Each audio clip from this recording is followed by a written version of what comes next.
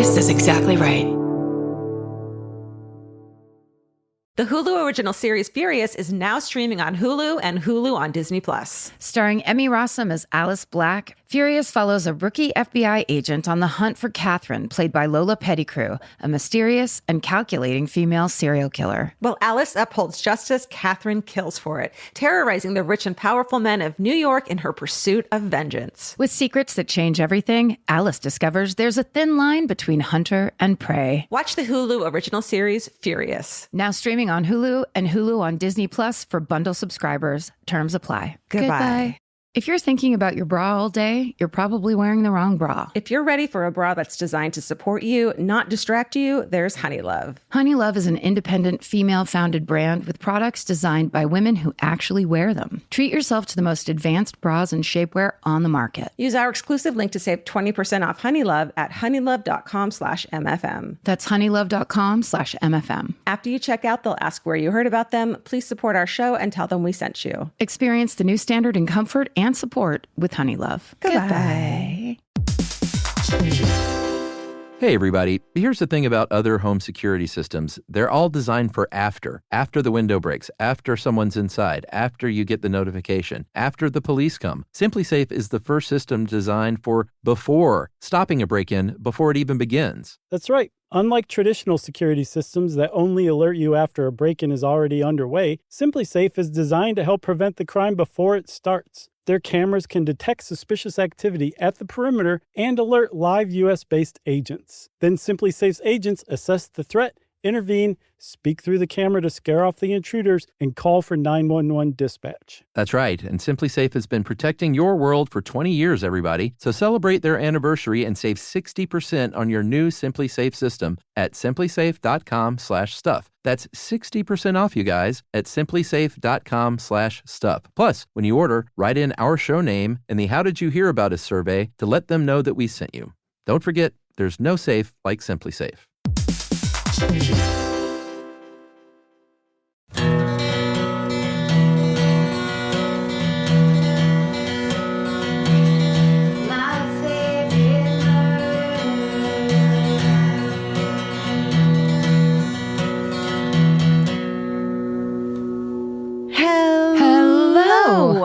And welcome to My Favorite Murder. That's Georgia Hardstark. And that is Karen Kilgariff. And we went to Denver over the weekend. And guess what? Guess what, guys? It's bragging time. It is. That was the first time we've been on stage since before the pandemic. The wonderful Banana Boys over on the Bananas podcast threw Bananas Fest in Denver this weekend. That's right. Do you know the number of people that came? Was it in the thousands? I think it was in the thousands. They did all their fun shenanigans, bananigans. So they use that word. Hilarious, fun stuff. But also like for charity, they're like just the best people, you know? It's like they went out into the streets of Denver and said, we want everyone to either be in a good mood and have fun or be able to ridicule some people standing around in like banana costumes. Who cares? Right. And then apparently they began to gather people who didn't plan to go, but were just there going, what are you guys doing? Right. Or wearing banana yellow for some reason. Yes. That got pulled in. They did flash banana tattoos. They broke a world record of some sort. Throwing tampons in the air. Throwing tampons in the air for charity. There was a dog costume contest. And like a month ago, they were like, will you guys be the surprise guest at the late night show that we're having? It's at the Comedy Works in Denver. Be our guests on the live podcast. And we said, how could we say no to that? Right. 3 weeks later, we responded and we're like, how could we say no? We would love to. So we did. Yeah. It was so exciting. It was so good. There's a video on our Instagram and probably TikTok, I don't check, of us going on stage.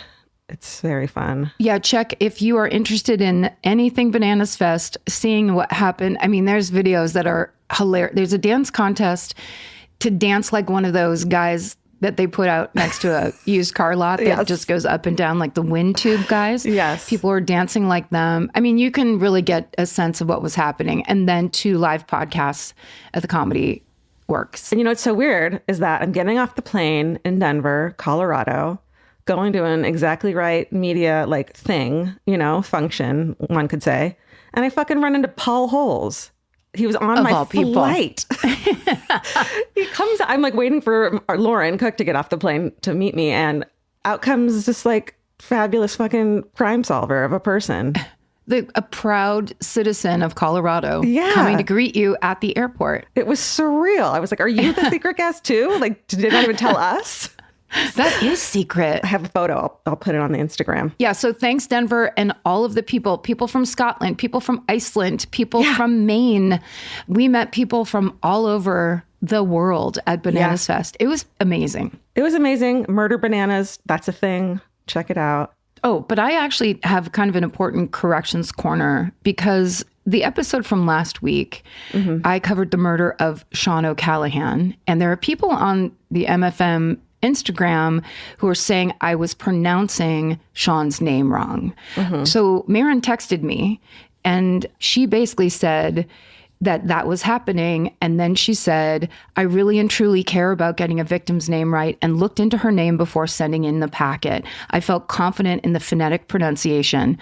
Since the episode came out, I've been obsessively investigating further, rewatching clips with Sean's family members, looking through the name forums, even referring to a friend of a friend in Wales to figure out why Sean missed the mark.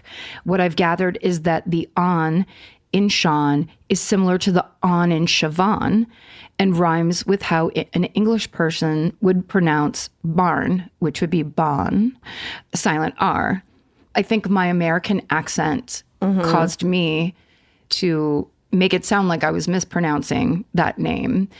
But it seems I still can't hear it. I've watched now the videos, and she sent me actually the video of the moms that sent her, here's how you pronounce this. Wow. And I cannot hear the difference. So full apologies, like very irritating to try to listen to that story. And it sounds like I'm just saying the name wrong. And like, For sure. Yeah. I still can't hear the difference. So I'm truly sorry. And like, that's one of those things. I think it's more of an accident of an accent. Yeah. Please don't think it was a careless mispronunciation because Marin really does her work. Yeah. That's good information for sure. All right, you want to do some business and we'll tell our stories? Yes, here we go. We have a podcast network. It's called Exactly Right. As we just said, here are some highlights. This week on Wicked Words, Kate Winkler-Dawson speaks with Rebecca Morris, who's the author of the book Boy Missing, The Search for Kyron Horman. Wow, that's an incredible case. And exciting news. We're so thrilled about this. Ghosted by Roz Hernandez is being featured all month in the comedy category on Apple Podcasts. And Roz's guest this week is actor Arden Marine. And then over on That's Messed Up, an SVU podcast, Kara and Lisa cover the SVU episode Mama from 2018, and they talk to actress Kathleen McNanny. And then the 10th episode of Rewind with Karen and Georgia is out now. We reflect on the mystery of who put Bella in the witch elm and also the Richard Chase, aka Vampire of Sacramento case. So basically, we listen along with you. We comment on it. We give you updates about everything. Rewind. You're going to love it. Just get into it. Yeah. It's like director's commentary, but we can't direct. Yes. We more just got directed by fate. And we can barely commentary. That's right. It's too hot in Los Angeles right now to do anything. At the moment, it's 102. So we're just trying to remind everybody the MFM store has a very cute Murderino water bottle and a hat if you want to help yourself and escape the sun. Go check out all of those things and everything else on the MFM store. You know, we always tell you to hydrate and keep yourself protected from the sun. Those are the two things we've really hit home in the past almost 9 years, I feel like. It's really true. The Hulu original series Furious is now streaming on Hulu and Hulu on Disney+.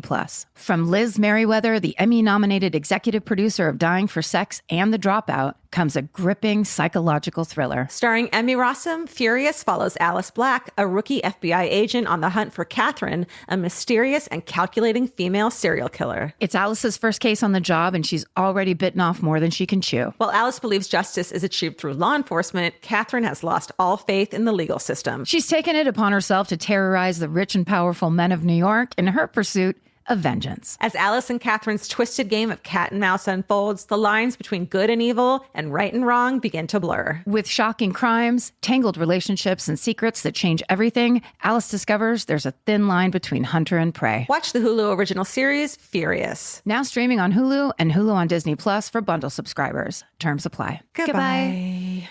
some flavors will always make you smile. And with Kachava's new cinnamon French toast flavor, you can enjoy the taste of your favorite childhood breakfast without the sugar crash. Kachava is an all-in-one nutrition shake that comes in so many delicious flavors, including the brand new cinnamon French toast. It's made with real cinnamon bark for the richest, deepest, most authentic flavor. And just 2 scoops provide complete nutrition your body craves with protein, fiber, greens, and so much more. Kachava provides clean nutrition to fuel wherever your day takes you. No fillers, no nonsense. Okay, the Exactly Right Media office has all become obsessed with Kachava because they keep sending us these amazing boxes of all the flavors, and everyone kind of fights over it now. So we got this new flavor in, and I mean, there was like a line to try it. It's pretty great. We're real believers in the whole Kachava line, so treat yourself to a childhood favorite. Go to Kachava.com and use code MFM for 15% off your first order. That's Kachava, Kachava.com, code MFM. Go to Kachava.com and use code MFM for 15% off your first order. Goodbye. Bye.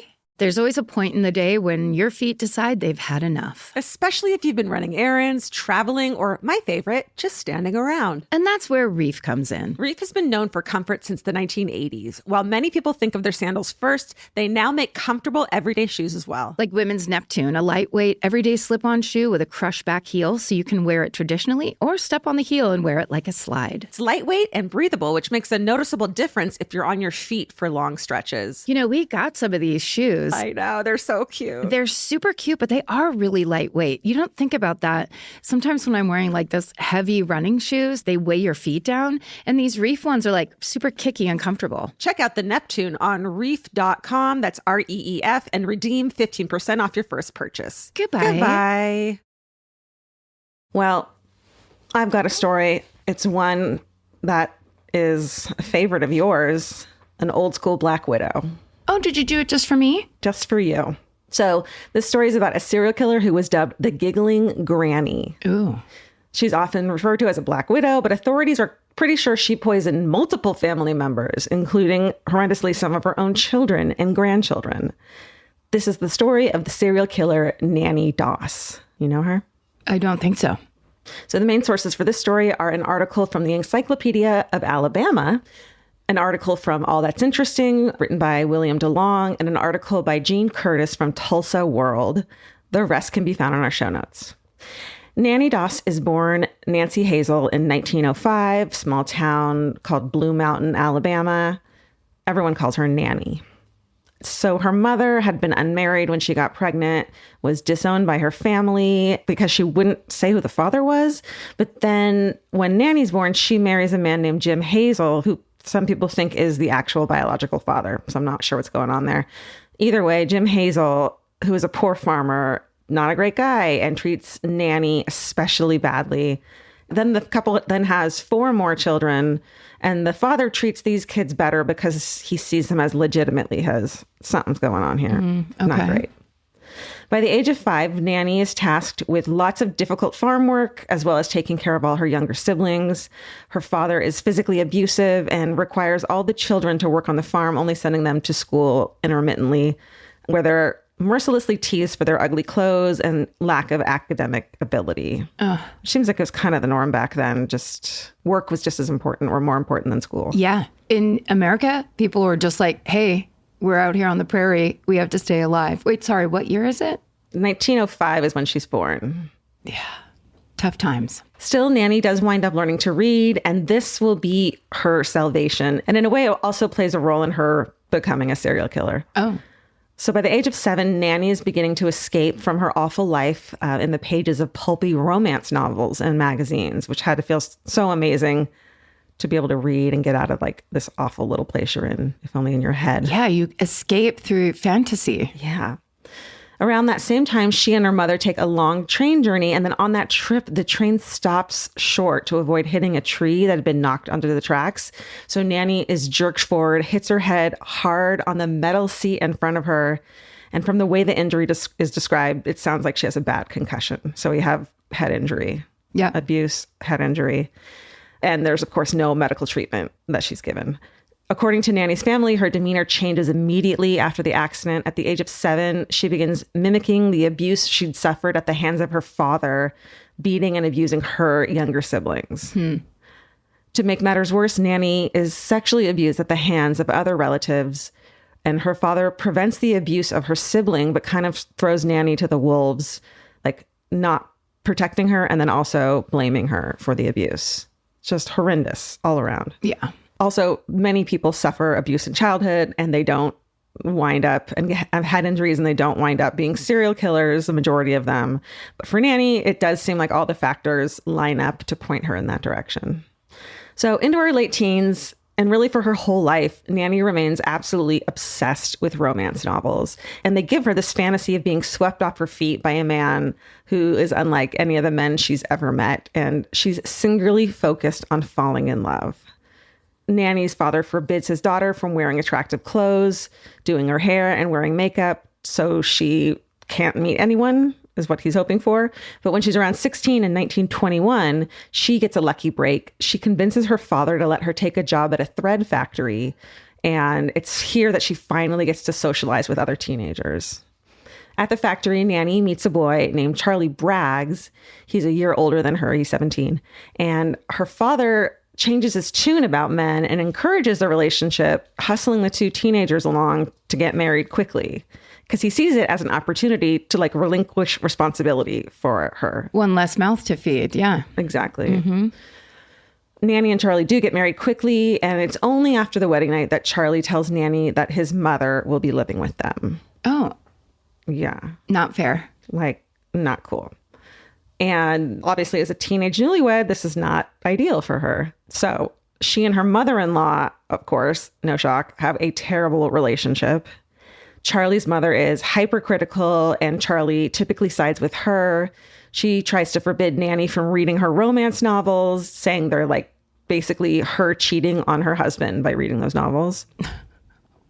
So the marriage is unhappy, but Nannie and Charlie still proceed to have 4 daughters in a very short period of time, one a year between 1923 and 1927. And she's about 18 when she has her first and 22 when she has her fourth. Wow. Can you even fucking imagine? I mean, not in the least. And No. and a mother-in-law on your back, Ugh. hating you and everything you do. Yay for birth control. The invention of birth control. Nannie dotes on her oldest daughter, who's named Melvina, but sees the other as kind of like inconveniences, weirdly. Predictably, the situation at home does not improve now that Nannie has 4 very small children to look after, and she still harbors this idea from her romance novels that a new, better relationship will solve all her problems. Both she and Charlie, her husband, have multiple affairs, though she doesn't find a man who lives up to like the romance novel guy in her head. They never do. They can't. No, man. They can't all be Fabio. They're pure humans. They're no Fabios, turns out. They can't take a seagull to the face and live. They can't. In 1927, when Nannie is 22 and Charlie is 23, he goes off for a few days, probably with another woman. And when he returns, he finds a crowd of people at his home. And this is just as awful. The whole thing gets awful and stays awful. Okay. I'm ready. His 2 middle children, who are about 2 and 3 years old, have died. And people believe that the cause of death was food poisoning. Doctors had been present when the children died and had diagnosed food poisoning as the cause, so the deaths are not investigated any further. Because, like, they were there, so they're thinking, if someone killed them, we would have seen it, kind of, you know what I mean? It's weird. Nannie appears to relish the outpouring of attention she gets in the wake of her children's death. And now somehow at this point, with Nannie and Charlie's families, rumors are already circulating. Someone tells Charlie not to eat any food that Nannie has prepared, and he leaves in the middle of the night with the oldest daughter, Melvina. He can't take the baby with him because she had been sleeping with Nannie, but after a short period of time away, Charlie meets another woman and essentially decides to unload Melvina back on Nannie, and so he can move on with this other woman. He's like scared of her, scared she's poisoning her children, and like leaves them with her and moves on. Wait, so he doesn't go back for the infant and he drops the oldest back off? Yeah. Okay, well he's not the topic, I guess, but Jesus Christ. I know. So now she's like, this is great. I get to meet the real man of my dreams. With Charlie gone, Nannie starts focusing on finding a new man. So now she takes to everyone's favorite way of communicating, and finding someone, the Lonely Hearts section of the newspaper. Truly, what a time. It's so weird because it's almost like that is what the internet is now. It's just, it was much simpler, black and white, single source, but same deal. It's like hot singles in your area trying to meet up. Trying to marry in this case. Yeah. So she starts exchanging letters with a man named Frank Harrelson. And in 1929, and when she's now 24 years old, this all happens so quick, the two of them get married. And it becomes clear very quickly that Frank is also not going to be the grand romance that she wanted. He's a heavy drinker, is also likely abusive, but the two actually remain married for 16 years, and Nannie doesn't kill again until the end of that time period. So something's going on. So now we're in 1942. And Nannie's eldest daughter, Malvina, meets a man, gets married, and has a baby boy. And Nannie appears to enjoy helping Malvina care for the baby. But then in 1944, at the age of 39, Nannie becomes a grandmother for the second time when Malvina has her second child, a baby girl. That baby dies in the hospital while Nannie is holding her. Oh, no. And there's horrific rumors and people have ideas about what she did. And I just can't even say it because it's so awful. It just gets stuck in your head. So if you really want to fucking look it up, look it up. Some people think that in her twisted mind, she was trying to stop her daughter from having her life ruined, from having too many children, the way she thought hers was. But in her despair following the death of her younger child, Malvina asks her mother to look after her older child more and more, like not suspecting her mother. Just a few months after the death of the baby, this toddler named Robert dies while Nannie is taking care of him. Yeah. She had taken out a $500 life insurance policy on the toddler, which would be worth about $9,000 in today's money. And no one knew until the baby's passing? Who knows? Maybe that was like a normal thing to do back then, because I do think like life expectancy for children was so much shorter, but that just, I don't know. I don't know what the normal thing to do back then was. Well, I guess the question would be, did the other kids have like, was that a thing that family did, making sure everyone's insured? Because if not, God, that's so gross. Yeah. And suspecting those things back then, I don't think, they do the way we do now because we've read so many fucking stories. Right. The cause of death is listed as asphyxia, but the family will later suspect that Nannie had fed him arsenic-laced cookies. Wow. So in 1945... Nannie's husband, Frank, comes home drunk after celebrating the end of World War II. According to Nannie's later account, he rapes her that evening. Then he dies a few days later, and the cause is presumed to be food poisoning again. But Nannie will later confess that in the days after Frank raped her, she had been gardening and found one of the jars of moonshine that he had buried in the garden so she wouldn't find them, and that she says she mixed arsenic into the moonshine, hid it, and waited for him to find it and drink it. So no autopsies performed, and it's presumed that Frank dies of alcohol poisoning. Nannie collects enough money from the life insurance policy to buy a plot of land in Jacksonville, Alabama. So she goes back to the Lonely Hearts section again. This time she takes her time. She has some land and money now, so she's like, I can be picky. And she eventually settles on a man named Arlie Lanning. And he lives in Lexington, North Carolina. And he and Nannie marry in the late 1940s when Nannie is about 45. And she moves to North Carolina to be with him. This relationship, shockingly, is as unsatisfying as the others have been. How? This is crazy. She's so good at relationships. I mean, it feels like it's more unsatisfying for the spouses. Unsatisfying's a word, yeah. I mean, God, it's like truly the monsters in the house with you. Yeah. So turns out Arlie, the new husband, is a womanizer, and it's clear to Nannie that he's seeing other women almost immediately.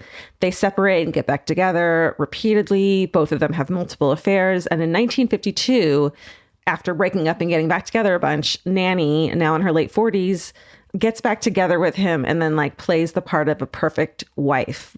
But a few weeks later, she bakes a prune pie for Arlie. Gross. And he is dead the next morning. Wow. He also had been a heavy drinker, and so his death is ruled as a heart attack.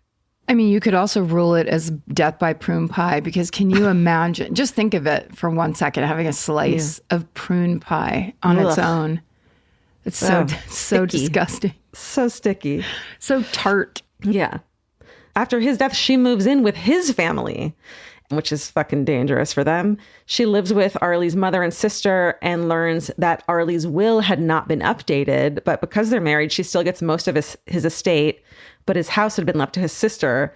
And then it just burns down mysteriously. The house? Yeah. And Nannie tries to collect insurance on it.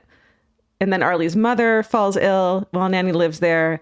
Nannie takes care of her, cooking for her until she too dies shortly after eating what Nannie had given her, which is stewed prunes. No. I guess maybe they hide the taste of arsenic really well because they're so sweet and acidic and weird. Yeah, maybe. Or she bought like an old-fashioned barrel of prunes, and it was just the kind of thing where it's like, no matter, don't go over there because you're going to get chicken with prune sauce, and you're going to get, you know what I mean? It just, she put it in every single possible thing. Gross. So gross. I'm so glad that fell out of fashion, anything with prunes. But it's on those old school menus that you see sometimes, like, this is the menu from this diner, and it's like a bowl of stewed prunes. I think you can get stewed prunes at Musto and Frank's. I think you're fucking right. I think that sounds right, but we could look it up. That sounds completely right.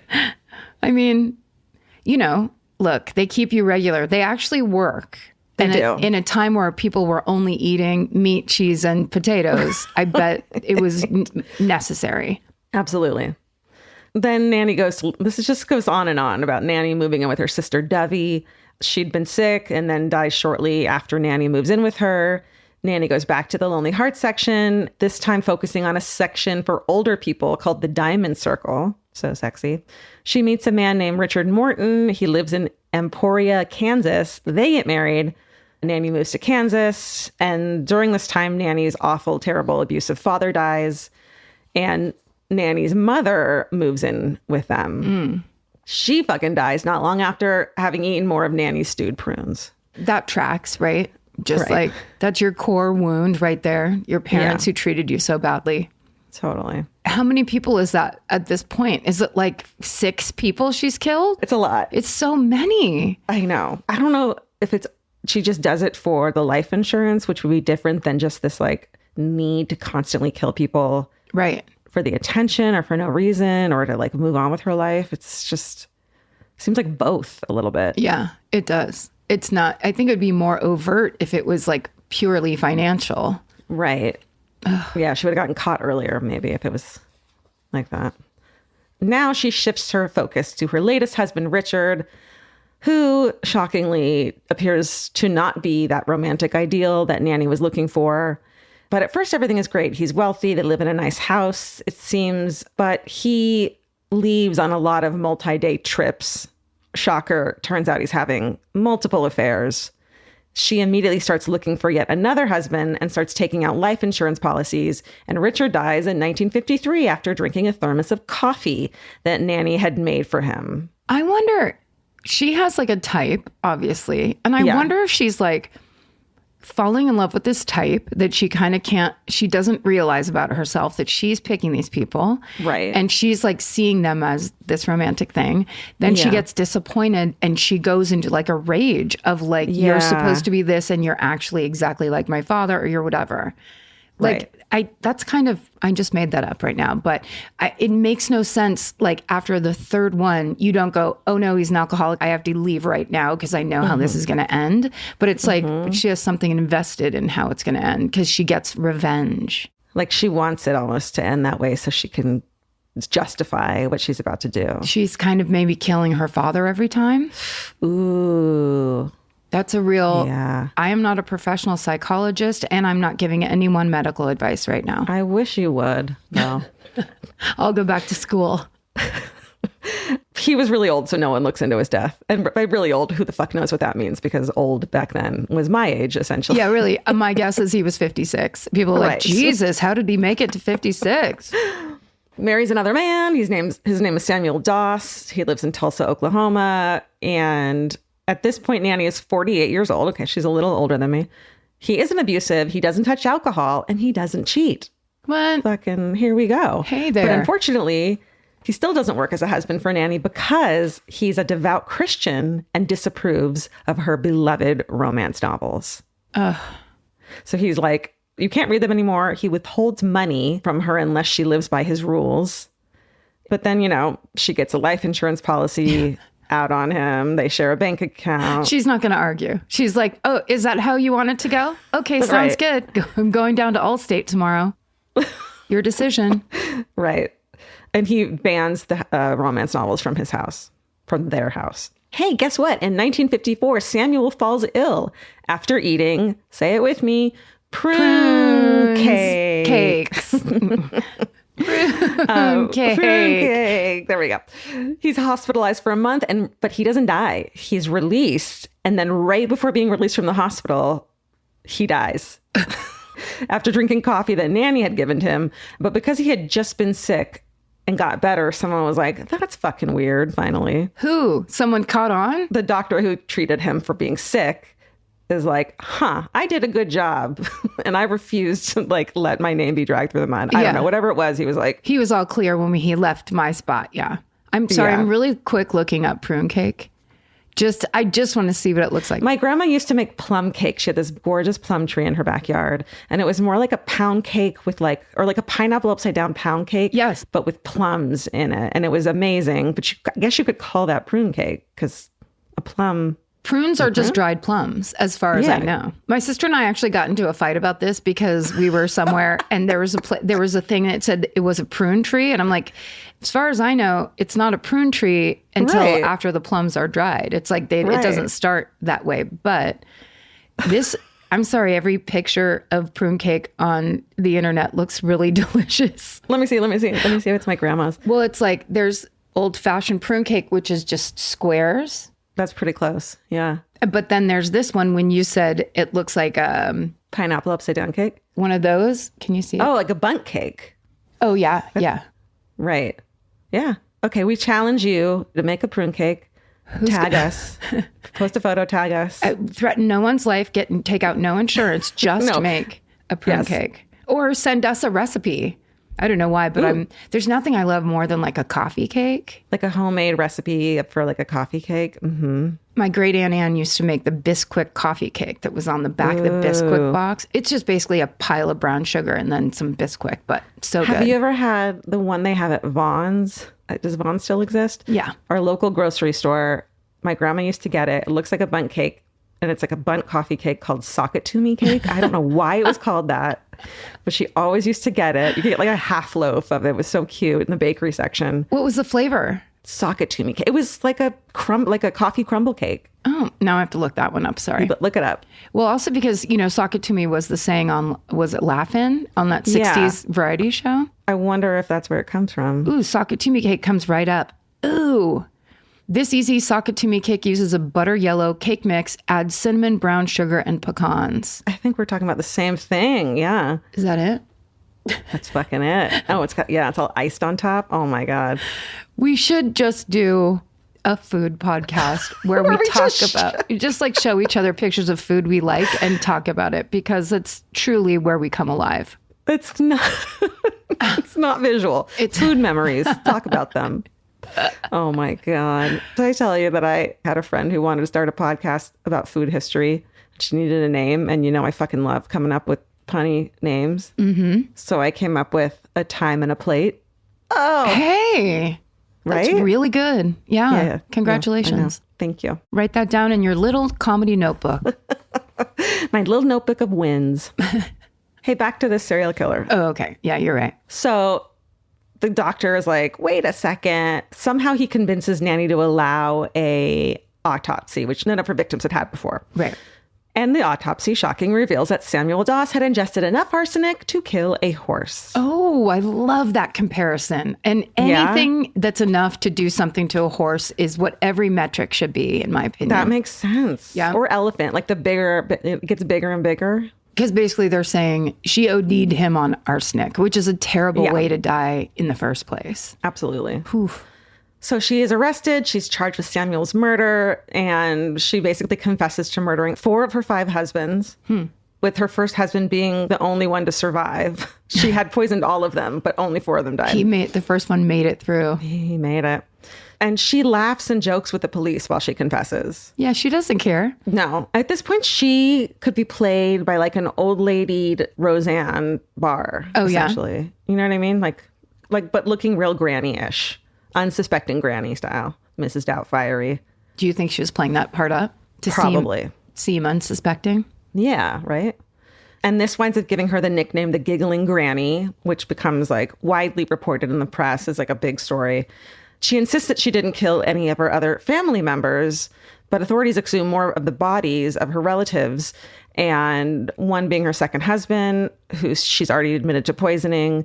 They also exhume her sister and her 2-year-old grandson, Robert, the toddler. Nannie insists that he had ingested the arsenic by accident, but the family is certain she murdered him.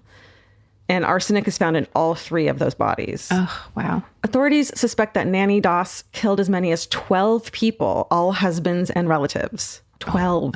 It's insane. She's charged with murder in several of the states she lived in, but she only winds up being tried in Oklahoma for Samuel's murder. She's found guilty and is first sentenced to death, but 2 years later, a judge commutes her sentence, declaring her insane. He says it would set a poor precedent to make Nannie Doss, this old lady, this granny, the first woman in the state to be put to death. So he won't do it. Okay.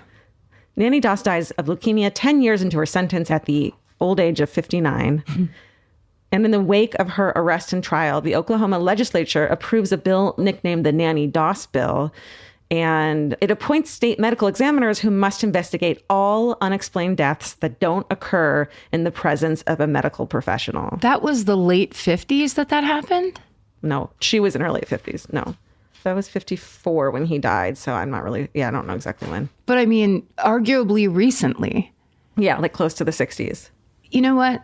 When people just drop like flies, especially around one person, here's the thing. We gotta send somebody out. That's going to be our new rule. When someone young and healthy has a little midnight snack of, everyone's favorite prune cake and then drops dead, let's go ahead and find out why. And then their mother does, and then their grandpa does, and then their uncle does, and then everyone around them and their family. I mean, Jesus. Yeah. Not one neighbor that's like, hey, I just want to point out. Yeah. And then think of all the people that also like got sick but didn't die when they ate her food. Yeah. Like neighbors, And that first husband, he must have been like, holy shit. Yeah, dodged a bullet. And that is the story of the giggling granny, Nannie Doss, who spent her life looking for love she was probably incapable of feeling. Oh. Yeah. That was from Allie. That was Allie's sentence. It was a good one. Good way to end it. Allie, powerful. Can you have empathy for a psychopath who has no empathy, but is stuck in their own psychopathy that way? Oh my God. Well, I think the fact that we could means we're not psychopaths. Well, you never know. Yeah. Wait. Do you know something I don't know? God, that was crazy. Yeah. Just these awful, it's so surprising, these old stories we do of these like just terrible people that you expect to be good people. Yeah. And it is weird, that thing of like women serial killers are usually poisoners. Right. It's such a strange thing. Yeah. Silent killers. Yeah. We like it quiet on the DL. Almost passive aggressive, you could say. Yeah. The Hulu original series Furious is now streaming on Hulu and Hulu on Disney+. From Liz Merriweather, the Emmy-nominated executive producer of Dying for Sex and The Dropout, comes a gripping psychological thriller. Starring Emmy Rossum, Furious follows Alice Black, a rookie FBI agent on the hunt for Catherine, a mysterious and calculating female serial killer. It's Alice's first case on the job, and she's already bitten off more than she can chew. While Alice believes justice is achieved through law enforcement, Catherine has lost all faith in the legal system. She's taken it upon herself to terrorize the rich and powerful men of New York in her pursuit of vengeance. As Alice and Catherine's twisted game of cat and mouse unfolds, the lines between good and evil and right and wrong begin to blur. With shocking crimes, tangled relationships, and secrets that change everything, Alice discovers there's a thin line between hunter and prey. Watch the Hulu original series, Furious. Now streaming on Hulu and Hulu on Disney Plus for bundle subscribers. Terms apply. Goodbye. There's always a point in the day when your feet decide they've had enough. Especially if you've been running errands, traveling, or my favorite, just standing around. And that's where Reef comes in. Reef has been known for comfort since the 1980s. While many people think of their sandals first, they now make comfortable everyday shoes as well. Like women's Neptune, a lightweight, everyday slip-on shoe with a crush-back heel so you can wear it traditionally or step on the heel and wear it like a slide. It's lightweight and breathable, which makes a noticeable difference if you're on your feet for long stretches. You know, we got some of these shoes. I know, they're so cute. They're super cute, but they are really lightweight. You don't think about that.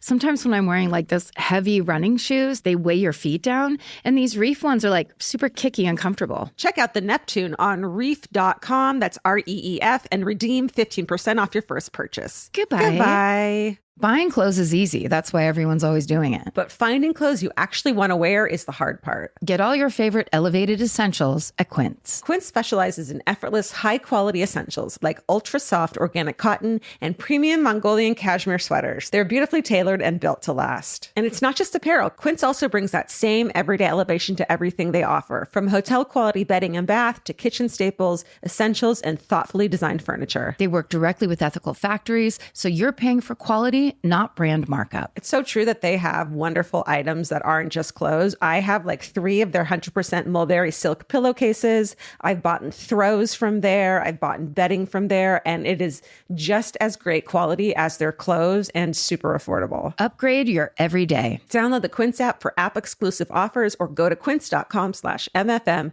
Get free shipping on your order and 365-day returns. Now available in Canada and the UK too. QUINCE.com/MFM. Goodbye.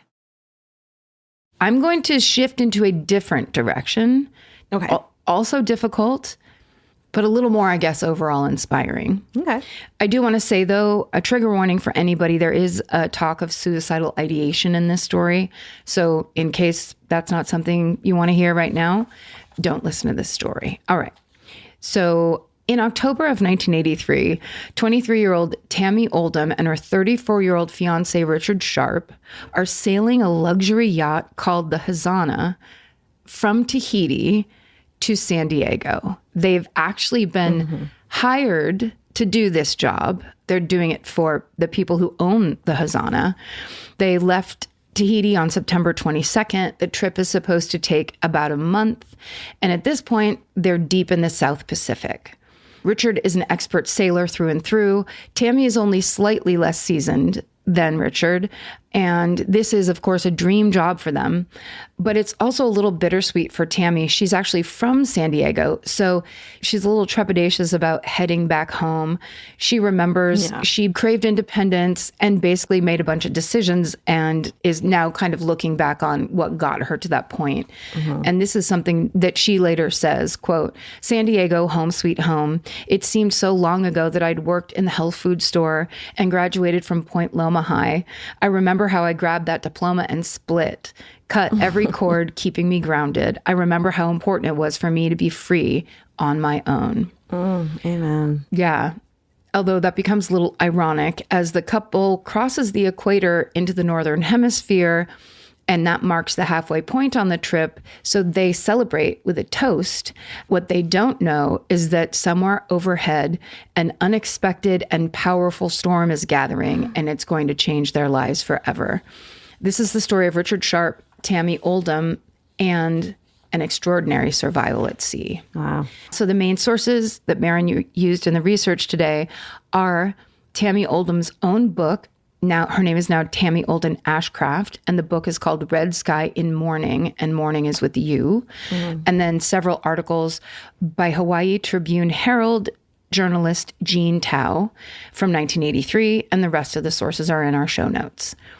So for the first several days of this yachting trip, Tami and Richard feel like they're on top of the world. The South Pacific stretches endlessly around them. It's vast, it's peaceful, and they get to spend basically every single day doing what they love, which is navigating the ship and trading off steering and driving the ship. I'm sure it's not driving, but steering. They get to share meals under a blanket of stars and basically just falling deeper in love with each other. Wait, so it's just the two of them like transporting the boat back to San Diego. Exactly. People do that? Yeah. They like, someone wanted to go from San Diego or from wherever. Someone went to Tahiti and they're like, the boat needs to go back though, and we don't want to. Yeah, we're going to fly back. You drive it back. Oh, Steer that's it back. What's That's a the gig. navigate it? I know. Navigate. Yes. Navigate it. In the 60s, my dad drove a car from San Francisco to New York City and loves to talk about going to New York City. Yeah. So I think that's like that's just the rich person's version of what my Yeah. dad did one time. It's like instead of a tow truck or whatever. Right, exactly. You can get those fees maybe a little bit lower. Can you imagine just towing a yacht all the way across the ocean? I love AAA. Okay, anyway. It's so dreamy that at one point a pod of dolphins swims alongside the Hazana. Come on. And the scene is so idyllic that in the yacht's logbook that day, Tami just writes one single word, bliss, with an exclamation point. Oh.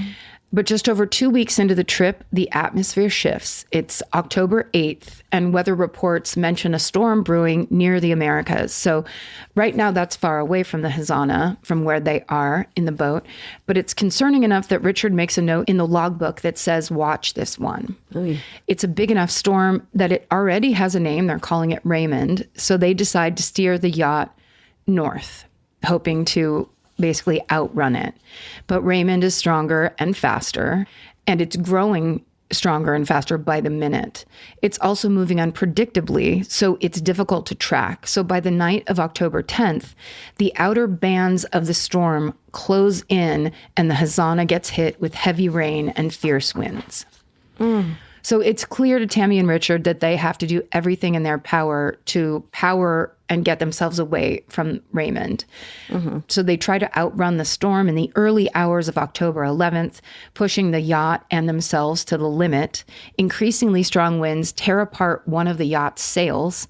So Tami and Richard switch on the boat's autopilot. Then they head to the deck and strap on safety harnesses to keep from being thrown overboard by the waves. That's how big these Jesus. waves are now. That sounds terrifying. So horrible.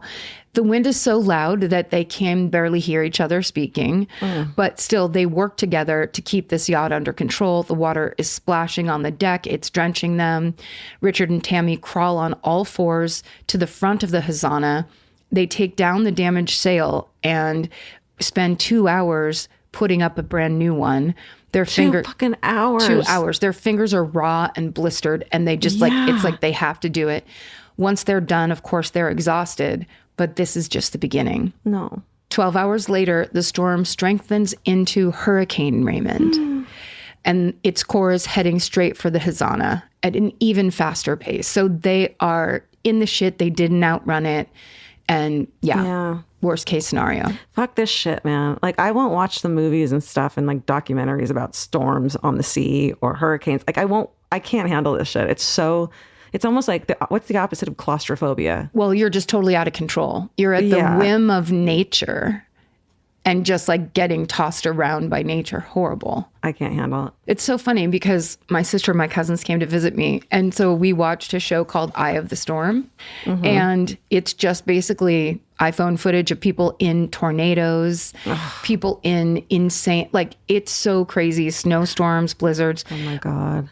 But what you're talking about is so real because it's like, it's the same every time. People are standing there going, oh, look at it's coming, whatever. Yeah. Everyone's really confident, just standing there recording.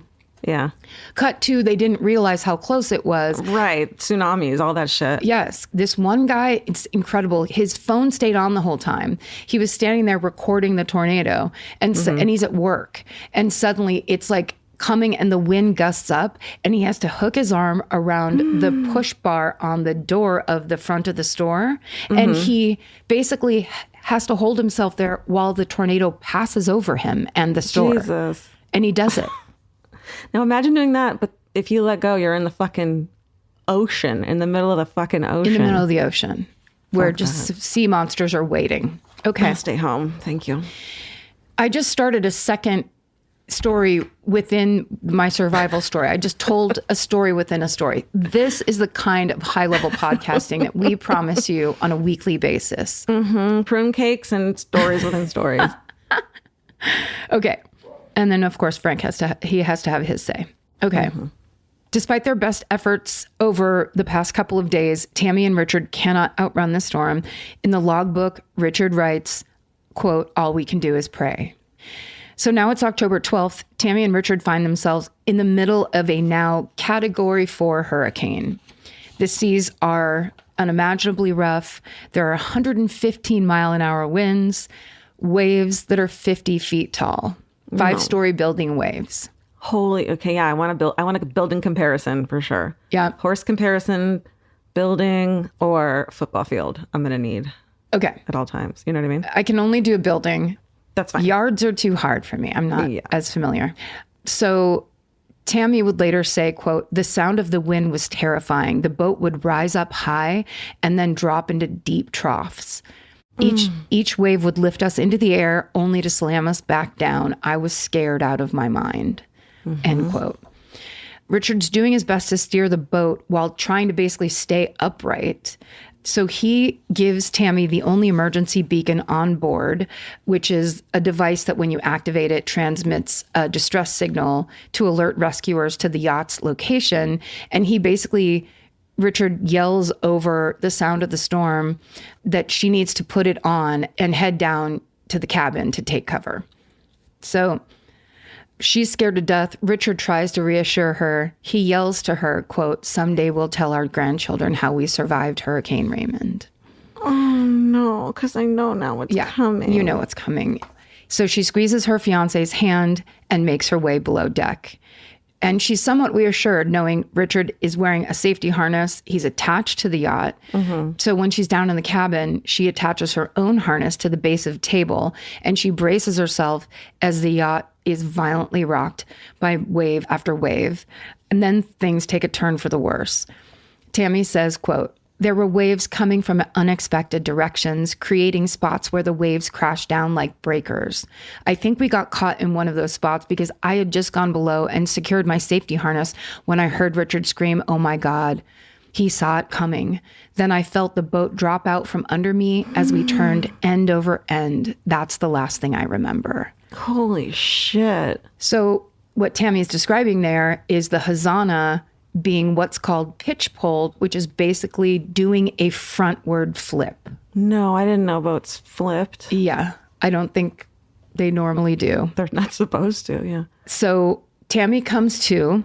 She has a pounding headache. Her vision is blurry.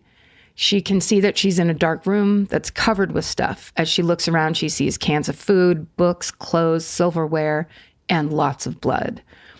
There's about 2 feet of water all around her. She's still wearing the harness, which is clipped to the table, but she doesn't know why, and she doesn't know where she is. As she sits there, she's slowly realizing she's in the cabin of a boat. She doesn't know how she got there. No. The clock on the wall says 4 p.m. That doesn't feel right to her. She tries to stand up, and she realizes how cold she is. She's freezing, she's shivering, and then she just vomits. She manages to walk toward a nearby mirror and sees that her hair is caked and dried with blood, and she has a long, thick gash across her forehead just below her hairline. Shit. She's actually so frightened by her own appearance that she screams, and then she calls out to Ray for help. But then she wonders who Ray is. She tries to organize her thoughts. She begins to realize Ray is the Hurricane Raymond, but where's Richard? Then it hits her. Richard, her fiance, is not with her in this cabin, so she starts screaming his name, and there's no response. Oh, my God. Tami makes her way above deck. Her body is sore and injured, but the ocean is now calm. It's much easier for her to move around, so as she heads toward the cockpit, she realizes the extent of the damage on this boat. The Hazana's masts are broken, the sails are destroyed, and chunks of the deck are gone. Oh. Which I was like, when I read that, I was like, wait, how? Like, yeah. It's like your car got totaled, but you're still trying to drive it. Totally. So everything seems to either be missing, bent, or broken. And tragically, this includes the safety line that was attached to Richard's harness. Oh. So when Tami sees that broken line, she starts to panic. She remembers that she went below deck at 1 p.m. during the height of the storm, and now it's 4 p.m. So she figures Richard could still be out there somewhere treading water. So she starts throwing every cushion that she can find overboard, knowing that they can serve as a flotation device. Wow. And then she grabs binoculars. She starts scanning the ocean to see if she can find Richard, but she can't see him. As she continues looking out over the water, she tries to start the yacht's engine. It doesn't turn over.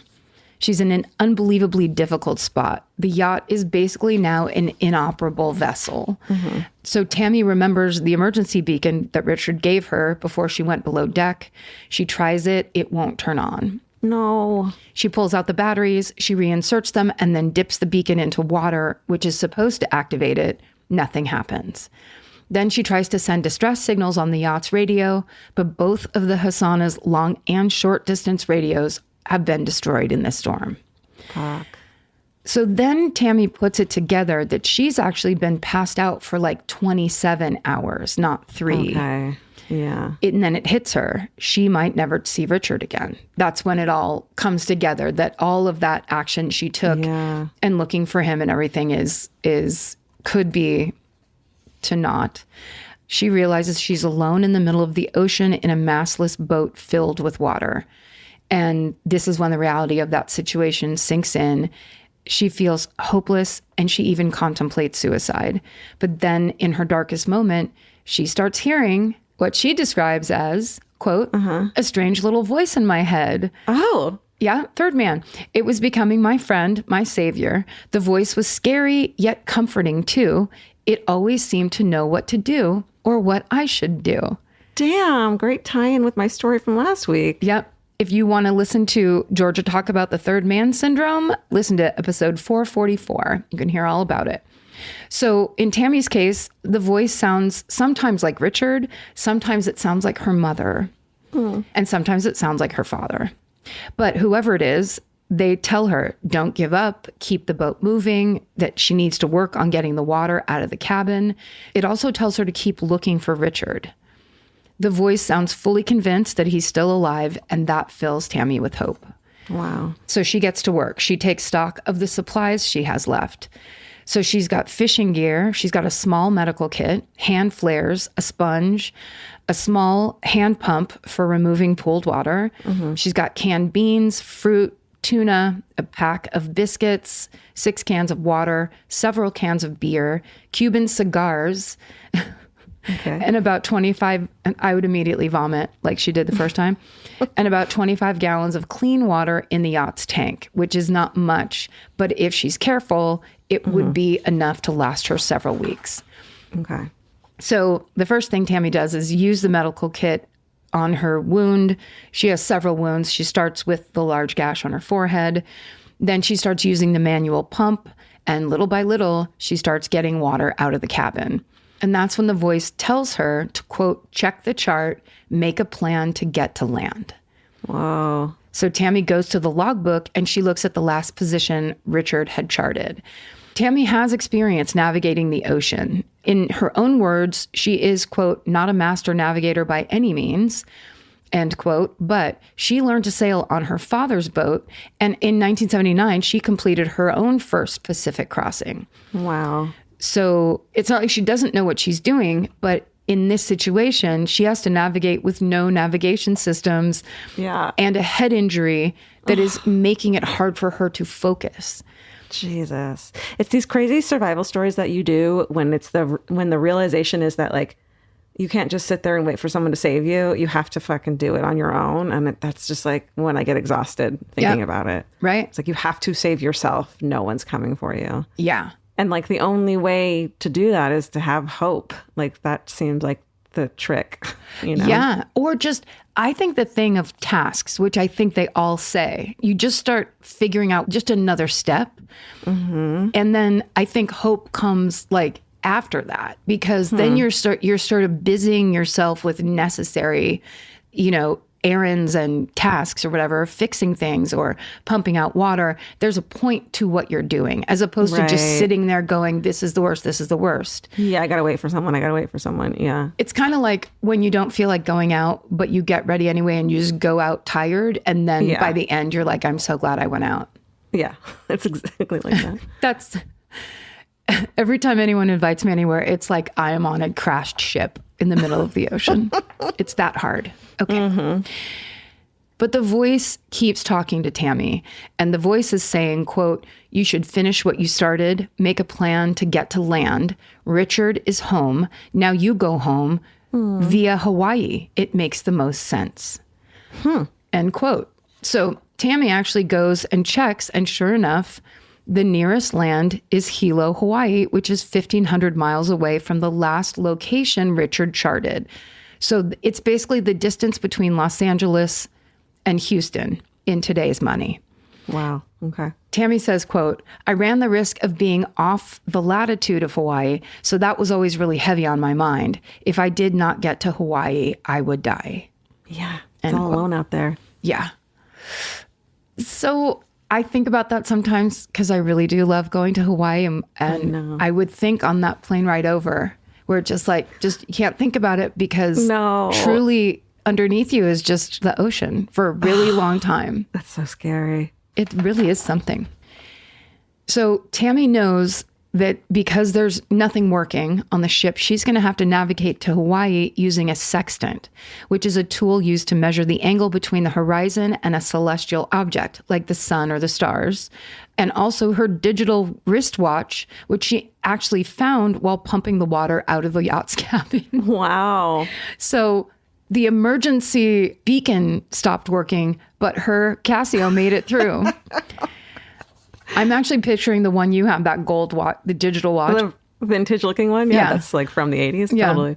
Tami would later say, quote, "I could navigate by the sun and get myself somewhere. You have to do 3 sites a day, and sometimes I would have to do 4. Doing all the mathematics required for that really helped me focus." So she has a head injury, probably a serious concussion, and now she has to do math. No, I can't even do it on my best day. Please. Yeah.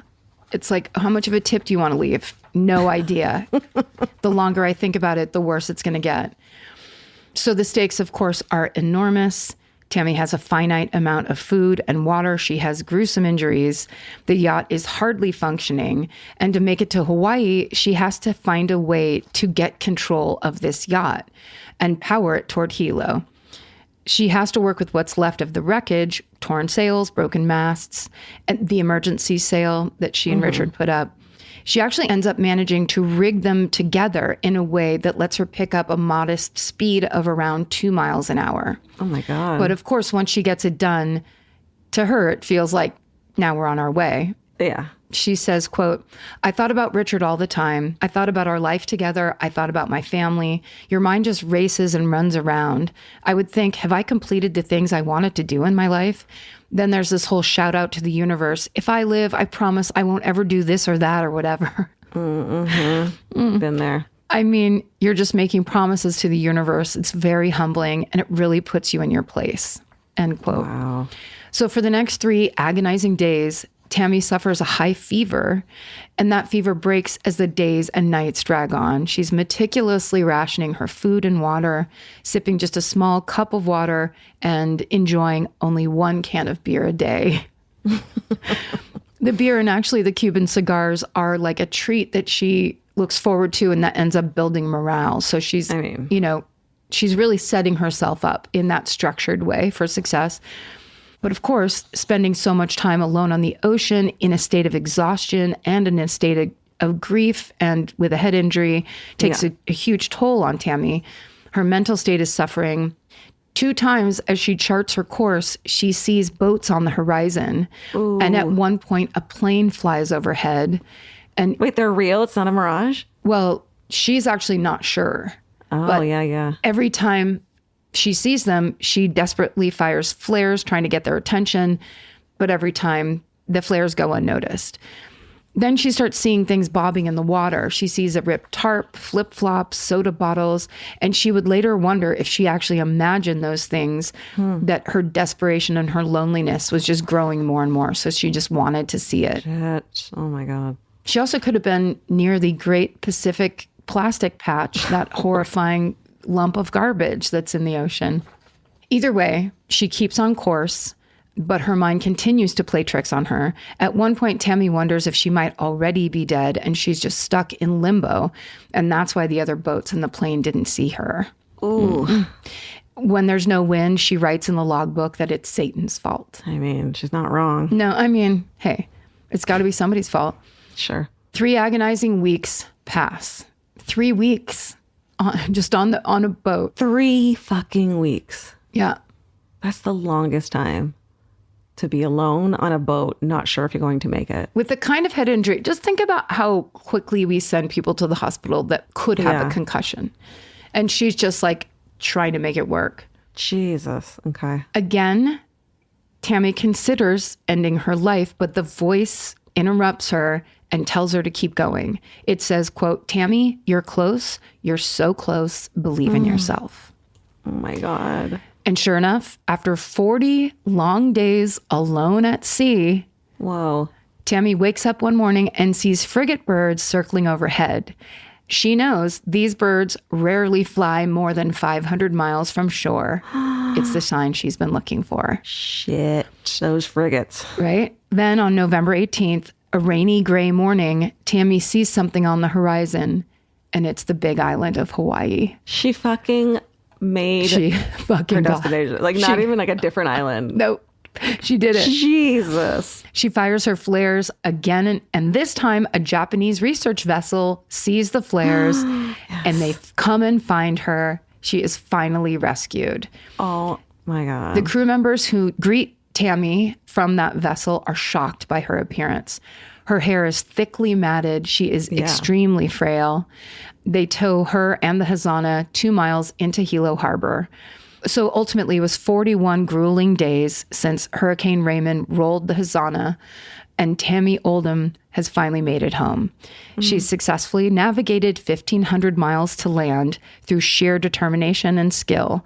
As the battered yacht arrives at port, Tami celebrates by drinking the last beer from her reserves. I love her so much. One. Oh my God. She's like, correct. Her hair is like matted with blood and fucking... Damn, you deserve that one. You deserve it. I hope it was a good one. Schaefer beer. She later says, quote, "I didn't even go to the hospital. Can you believe that? I can't believe nobody sent me to the hospital." What the fuck? Come on, 1983. Take care of your people. They're like, "Are you okay? Okay, you seem fine." As she reels from exhaustion and grief, Tami is then forced to deal with the overnight fame that accompanies her survival. Reporters swarm her and they cover every angle of her unbelievable survival story, including her visit to a Hawaiian salon where 3 stylists work to untangle her hair. Did people know they were missing at the time? I doubt it. I think, well, just thinking of any kind of story like that, you just hear it's like person is rescued after this many days. So I'm sure. Right. No, but why would they know about people just driving a yacht back? I don't know, like, was her family, like, you know, they were supposed to be back in San Diego by this date and they're not here yet, or the owners of the yacht are like, why isn't our yacht home yet? I mean, didn't sound like it.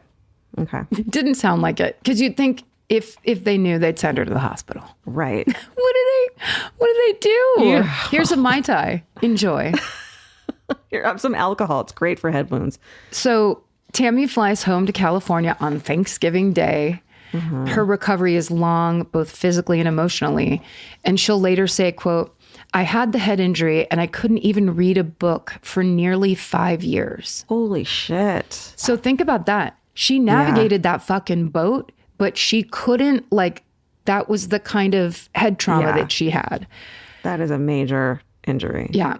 She says, "I couldn't finish sentences. My short-term memory was really bad. Seeing couples together, that sort of thing was hard. I had nightmares. I was consumed for years and years with thinking about it. I then realized after 5 or 6 years that I could choose when to start thinking about him and the experience. I started realizing, oh, I'm not consumed by this all day now." End quote. So it basically takes 5 or 6 years before Tami, in her own words, quote, "feels joy again." Wow. And when she does, and when she does feel joy, what does she do? No. Yep, she heads back to the ocean. Sure. No. She gets her captain's license. And she starts working on large sailing ships. Damn. Yeah. Which I actually think is brilliant. Yeah. It's like, it must have been super hard, but it's like, she did the brave thing. My sister calls it licking the frog. Go lick the frog and then it'll be over. And then you're done with that. Yeah. I mean, and she clearly has the skill. Like, she can believe in herself. Hell and yeah. rely on herself and knows she can. Yes. Yeah. She also meets a man named Ed Ashcraft and she falls in love. The couple soon welcome 2 children. Oh. And then in 1998, 15 years after Hurricane Raymond changed her life, Tami publishes a book about her experience called Red Sky and Morning. It's both therapeutic and an enormous point of pride for Tami, who until this point had, quote, always wanted to tell my story. Hell yeah. I want to tell your story.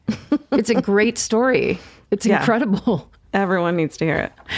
Red Sky Morning is available in 8 languages. And in 2018, it was adapted into the movie Adrift starring Shailene Woodley. So you can actually watch that movie. That's Tami's story. No way. Yes. How good is that? Good for her. Come on. When Tami watched the movie for the first time, of course, it was intensely emotional for her. She says, quote, "The one scene that kind of really threw me is when Shailene is leaning over the side, putting the duct tape on the hull." Oof. Hooray for duct tape. I know. Just seeing her alone with no land in sight with that wrecked boat, oh my gosh, it just brought me right back. It was just so surreal. It was like, God, that was me. I just wept. Oh my God. Also so brave to go and watch her story be told like that, because you are basically re-experiencing that insane, horrifying trauma. Yeah. Today, Tami and her family live in Washington State, where she regularly takes sailing trips in the Pacific because she is the true definition of a badass. Mm-hmm. Though she admits she's a bit more cautious now than when she was 23. You gotta hope. Yeah. She also does a fair amount of public speaking, telling her story of courage and survival against the odds. She does it in part to keep the spirit of Richard alive. Outside Magazine once asked her what she wanted people to know about Richard, and she said this, quote, "He had a very good sense of humor, and people were drawn to him. He was a people person. I'm a little bit more reserved, so we made a good couple in that way. He was very well read. He was a pretty smart guy. He was an adventurer. That's what drew us together, quenching our adventurous spirit. Being a sailor, it's hard to find a compatible relationship with someone. I mean, when you're sailing with someone, you're with them 24/7. He was just a very genuine, beautiful person." End quote. When asked about her incredible survival, Tami says this, quote, "No matter what's thrown your way, you just got to dig deep. If you can just hang on, get through it, be strong, and have perseverance, then on the other end, you're going to come out of it okay." And that is the amazing survival story of Tami Oldham Ashcraft. Damn. Boom. We needed that. We all needed that. Yeah. We all needed to hear that today. That's why I love those survival stories. Because so good. It's hard. All of this is hard. Perseverance is hard. Yeah. Yeah, all of it. Digging deep is hard. Yeah. You got to eat protein. You got to sleep. You got to sleep. Feel your feelings. As much as it sucks. I know. Feel your feelings. And if you need to feel your feelings by rewatching Pride and Prejudice for the 97th time, that's fine. It counts. But you know, I've never seen that. Why not? I don't know. Not your style? No, but I want to now because of what's his face in it. Matthew McFadden? Mm-hmm. The beautiful Mr. Darcy? Mm-hmm. Here's what I'll say to you about that movie. Mm-hmm. It's just a good movie. You don't have to like Jane Austen or anything like that. All the people in it are like such good actors. I don't think I watched it as like a bratty, like, I like sci-fi kind of a thing way back when it came out. And now I'm like, why didn't I watch that? Just fucking watch it. It's a real good like Sunday afternoon movie. Okay. Yeah. I'll do it. Wow. Great job. Thank you. Fucking great survival story. Woo, woo. Let's all take that with us into the next, couple months, forever. I don't know. I mean, just put it in your little library of go-to. If Tami can do it, then I can do it. Yeah. Because I'm just trying to like empty the dishwasher.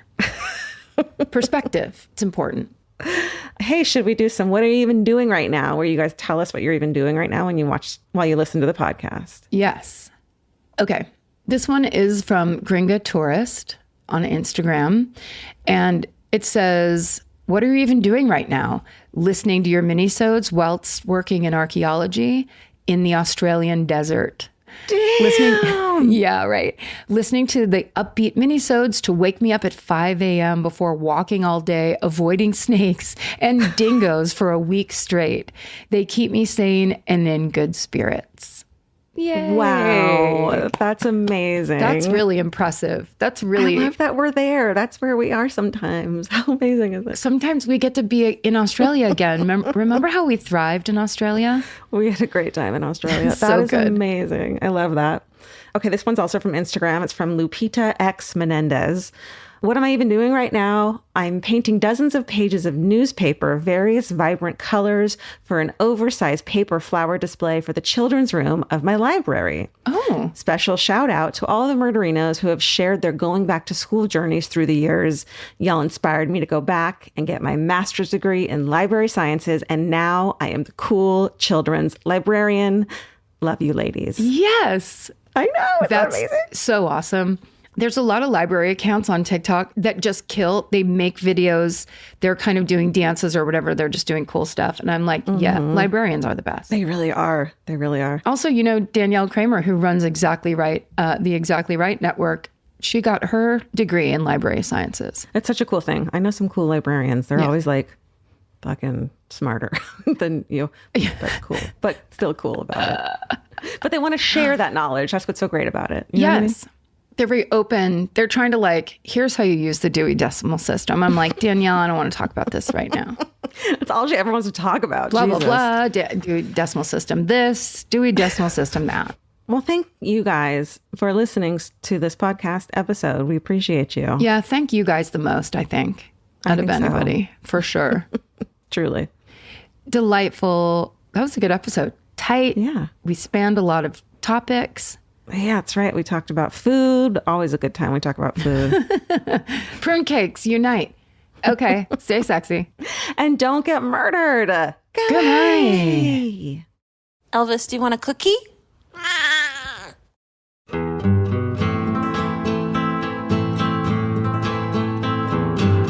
This has been an Exactly Right production. Our senior producer is Alejandra Keck.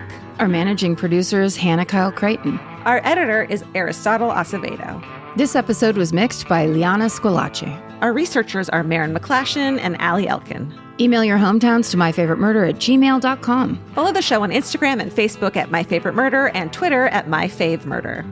Goodbye.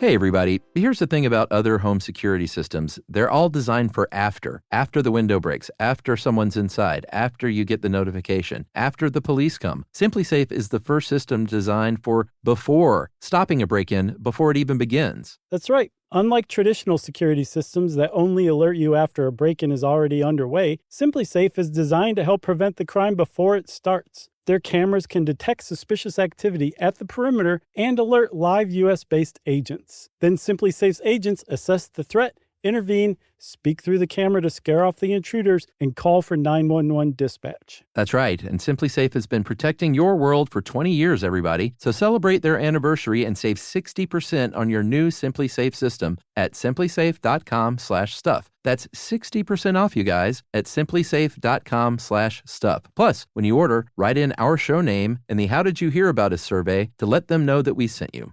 Don't forget, there's no safe like SimpliSafe.